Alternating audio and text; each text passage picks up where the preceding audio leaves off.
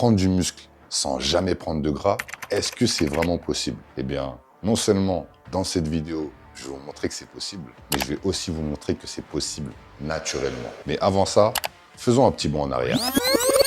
Comme beaucoup d'entre vous le savent, j'ai commencé la musculation, j'étais extrêmement maigre. J'avais aucune masse musculaire. Je pesais 72 kilos pour 2 mètres et on m'appelait le lampadaire à l'époque. Des fois c'était le lampadaire, des fois c'était le fil de fer. Enfin bref, vous l'avez bien compris, les gens ils manquaient pas d'inspiration quand il s'agissait de tailler mon physique. Et un matin, j'ai décidé de changer. J'ai commencé à appliquer ce que j'appelle la mentalité large. J'ai charbonné et j'ai pris plus de 40 kilos de masse musculaire. Et aujourd'hui, je fais 2 mètres pour 100 kilos sec. Et ouais les gars, j'ai bien charbonné.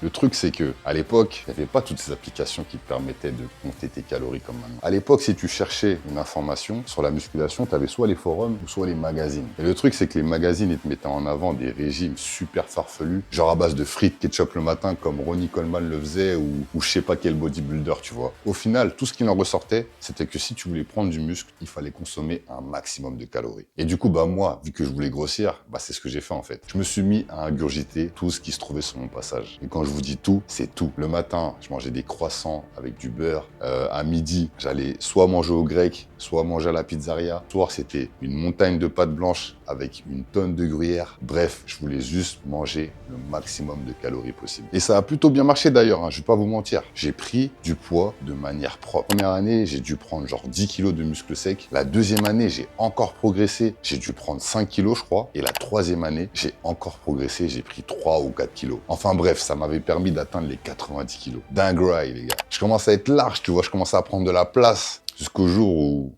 tout a basculé. On est en 2014. Et là, j'entame ma 4e année de musculation. Je me rends compte que j'ai plus de veines sur les bras et que lorsque je me mets torse nu, j'ai pas le physique d'un mec qui va à la salle 6 jours sur 7. J'ai pas l'air athlétique du tout, en fait. Mais pourtant, dans les vêtements, je rends bien. Je me sens bien. Je me sens balèze. Les meufs, elles me draguent. On me drague. D'accord. On me drague. Sur la balance, je pèse lourd. Mais lorsque je regarde les photos de moi à la piscine, en vacances, j'aime pas du tout ce que je vois. Du coup, qu'est-ce que je fais? Je craque et j'envoie une grosse sèche. Je décide de couper tous mes glucides et de faire du cardio tous les jours. J'étais obstiné par l'idée de retrouver mes abdos. Et quelques semaines, quelques mois plus tard, on est en 2015 et je pèse 92 kilos. J'ai perdu 10 kilos pour retrouver mes abdos. Cette sèche, elle m'a fait perdre énormément de plumes. J'ai perdu du muscle, j'ai perdu de la force, toutes mes perfs avaient baissé. J'ai perdu du temps parce que j'avais énormément de gras à perdre. En fait, j'avais l'impression d'avoir fait 2-3 pas en arrière. C'était horriblement frustrant. Je flottais dans mes vêtements, les femmes, elles me draguaient plus. Et en plus de ça, les gens que je croisais, ils n'hésitaient pas une seule seconde à me faire des réflexions sur le fait que j'ai maigri. Imagine la souffrance. Wesh le ref, bien ou quoi? Ça va et toi? Wesh, t'as grave maigri, Narvalo, qu'est-ce qui se passe? On dirait que t'es malade carrément. Ah non, c'est parce que... en fait, c'est parce que j'ai fait une sèche. Ah ouais, je te cache pas, ça fait bizarre, wesh. On dirait que t'es malade, carrément. Carrément. Grave perdu, gros. T'abuses, wesh. T'abuses de ouf, wesh. Je suis là encore. T'abuses, frère. Ah, je te cache pas, gros. On dirait que tu fais pas de muscu. Ouah, j'ai tant perdu que ça. Ah ouais, tu m'as niqué ma journée, là. Tu m'as démoralisé. Wesh. Tu m'as tué, là. Bref, tout ça pour te dire que les prises de masse excessives sont inutiles. Tu vas perdre plus de temps qu'autre chose. Et dans cette vidéo, je vais te donner le plan exact pour que tu puisses prendre quasiment que du muscle pendant ta prise de masse. Je vais t'expliquer le processus en 4 étapes. L'alimentation, l'entraînement, le mindset que tu dois avoir et quelques conseils supplémentaires. Alors sans plus attendre, on est parti, let's go. Première étape, l'alimentation. Avant même d'ingurgiter quoi que ce soit, tu dois avoir un plan clair. Tu peux pas consommer des aliments au hasard comme ça et compter sur la volonté du Saint-Esprit pour avoir des résultats. Tu dois avoir un programme alimentaire adapté à toi et pour ça, il faut que tu comptes tes calories. Si tu comptes pas tes calories, tu n'auras aucune vision sur ce que tu fais. Et c'est comme ça que tu vas finir par prendre du gras. Alors si tu veux réussir ta prise de masse sèche, tu dois compter tes calories. Deuxième chose, si tu veux prendre du muscle sec, tu dois commencer ta prise de masse avec un body fat relativement bas. Entre 10 et 15%, c'est l'idéal. Si tu es au-dessus de ce niveau-là, il faut que tu sèches. Laisse tomber la prise de masse. Si tu veux réussir ta prise de masse sèche, tu dois connaître ton métabolisme de base. Pour le calculer, tu as plusieurs calculateurs gratuits sur Internet. J'en ai déjà parlé dans plein de mes vidéos, donc je ne vais pas en reparler aujourd'hui. Tu dois rajouter entre 200 et 300 calories,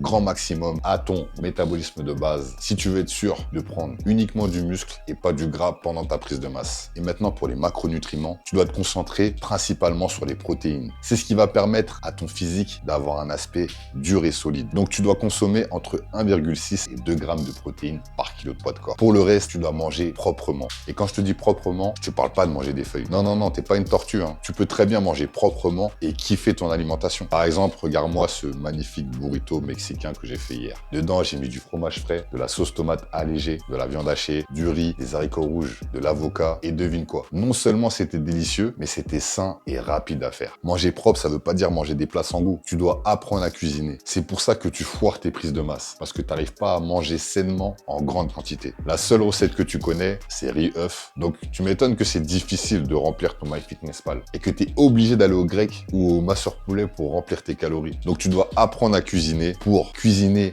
des choses saines et gourmandes afin de remplir ton total calorique dans de bonnes conditions. Pour t'assurer que tu prends du muscle et non du gras pendant ta prise de masse, il y a une méthode qui est infaillible. Cette méthode, je l'utilise et elle est super simple. Chaque semaine, ce que tu vas faire, c'est que tu vas te peser et tu vas noter ton poids au gramme près. Et tu vas te prendre en photo aussi pour surveiller ton évolution et t'assurer que tu n'es pas en train de devenir gros. Concernant l'évolution de ton poids, tu dois prendre entre 200 et 500 grammes maximum par semaine. Par contre, si ton poids stagne depuis plus de 2 semaines, dans ce cas, là, tu peux rajouter 100 à 200 calories à ton total calorique. Un moyen de rajouter 100 calories facilement, c'est de rajouter 10 grammes d'huile d'olive à ton repas du midi ou du soir, ou encore rajouter une cuillère de beurre de cacahuète dans ton shaker post-entraînement. Deuxième étape, l'entraînement. Tu dois mériter toutes les calories que tu ingères par jour. Ça veut dire que quand tu vas à la salle, tu dois envoyer du large. T'es pas là pour prendre des selfies sur Snap comme les fit girls le font. Tu dois finir au sol quand tu viens t'entraîner. T'as pas le choix si tu veux prendre du muscle. Chaque calorie ingérée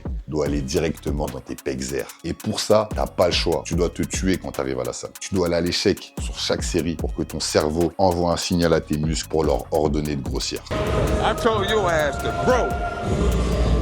Grow! Et pour mettre de l'intensité dans tes séances, rien de mieux que les exercices polyarticulaires. Tu dois en avoir dans chacune de tes séances. Rowing, squat, soulevé de terre, développé couché, traction, etc. Des exos larges. Je te conseille de commencer tes séances avec les exos polyarticulaires parce que c'est à ce moment-là que ton système nerveux, il est frais. Et puis, tu finiras ta séance avec des exos d'isolation. Concernant la fréquence d'entraînement, tu dois adapter ton programme à tes disponibilités. Si tu peux aller que 3 fois à la salle, c'est OK. Tu as juste à partir sur la méthode push-pull leg. Si tu peux aller 4 fois, tu peux partir sur la méthode upper-lower x2 qui est une très bonne méthode. Et si tu es au chômage et que tu peux aller à la salle tous les jours de la semaine, bah tu peux faire un PPL x2. Le plus important, c'est la régularité. Tu dois aller à la salle chaque semaine. Qu'il pleuve, qu'il neige, qu'il vente, tu dois aller t'entraîner. Et si tu es fatigué, tu peux faire ce qu'on appelle un deload. Ça consiste à venir à la salle, mais à faire moins de séries, moins de répétitions et surtout à soulever moins lourd que d'habitude. Ça va permettre à ton système nerveux de récupérer. Mais surtout, ne déserte jamais la salle plus d'une semaine. Parce que c'est ce qui fait que tu vas perdre en motivation. Car tu connais la chanson. Une séance manquée en entraîne une autre, puis une autre, puis une autre, puis une autre, puis une autre. Maintenant, on va parler d'un sujet qui fait très polémique, le cardio en prise de masse. Le cardio, c'est super important, même en prise de masse. Le cardio, ça va te permettre d'augmenter ton endurance. Et c'est ce qui va te permettre de mieux performer à l'entraînement. Je te donne un exemple. Si à l'entraînement, tu n'arrives pas à finir une série parce que tu es trop essoufflé, parce que tu es trop congestionné, ça veut dire que c'est ton cardio qui lâche avant ta force musculaire. Et ça, indirectement, ça va limiter tes gains. Donc, tu dois rajouter du cardio à ta routine chaque semaine pour améliorer ton endurance et pour être sûr que lorsque tu vas à l'échec, c'est à cause de la tension mécanique et non par manque d'endurance cardiovasculaire. Tu peux faire de la marche en pente à chaque fin de séance de musculation ou tu peux rajouter 1 à 2 séances de cardio individuelles dans ta routine